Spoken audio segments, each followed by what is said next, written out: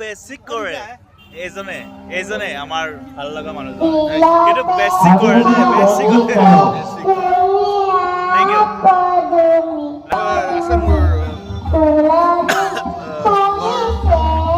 বড় event করতে আমার অনুষ্ঠান আছে ছোটখাটো অনুষ্ঠানটা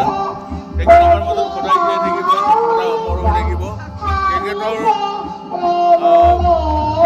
এইটো গণেশগুৰিৰ ঘটনা হ'ল কোনে ৰং হেৰি নকৰে কিয়